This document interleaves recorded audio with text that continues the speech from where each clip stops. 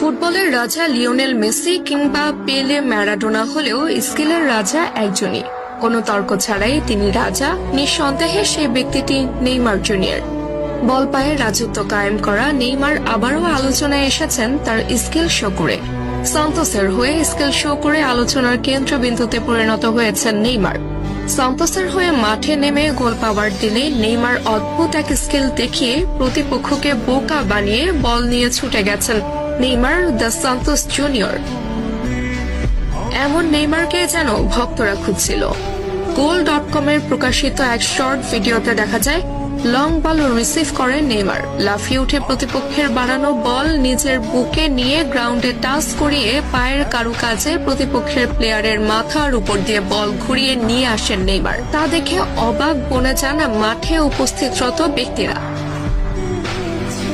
একজন ফুটবলার কতটা পারদর্শী হলে অন টাইমে এমন স্কিল শো করতে পারেন সেটি যেন আলোচনার বিষয়।